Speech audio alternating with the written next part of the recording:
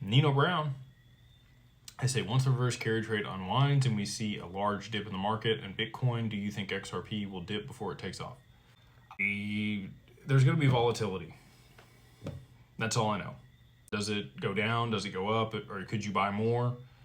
Look, here's how I talk about this. And this is how I think about it too. Because I dollar cost average just like everybody else. Are you really going to be mad if you bought XRP at $1.30 or 90 cents? $1.40 or 50 cents? If you bought Bitcoin at either one of those prices, do you really think you care? You don't care. You don't think about, I wish I had got it just a little bit cheaper. I would have had a little bit more. You got hundreds of millions of dollars. You don't care. So people that are worried about buying the dip or getting the best price or this and the other, we're building a product for that at DWP. We're working with Arch Lending to be able to average into the market with your cash position there to be able to trade off of candles, get you the best price over whatever period, if that's your biggest concern. But for me, personally, I don't think it's going to matter a whole lot. And I know people, that could be a big difference. If you had $100,000 to deploy, at $1.40 versus $1. Look, I get it. But when XRP is worth $100,000 or $1 million, you're not going to care. You're going to have more money than what to do with.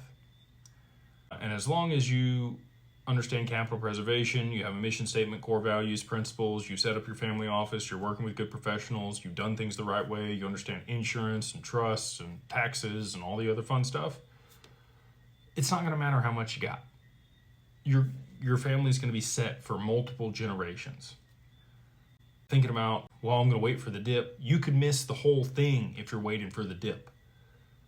And that would be a much bigger mistake than just dollar cost averaging in. So maybe you leave 10%, 20%, 30% for the dip that we may or may not see. Highly recommend that you have some allocation before this thing goes. And again, can't give you financial advice. This is just me talking to myself because I have these same thoughts. I'm like, maybe I could get a little bit more if I wait for the dip. I've been here too long. I've played that game too many times. You just look at the people that didn't buy it at 50 cents in November of 2024 before it took off and then bought it at 70 or $1 or $2 or $3 where they're at now because they didn't want to buy it at 50 cents because they thought it was going to 30. That's going to happen again.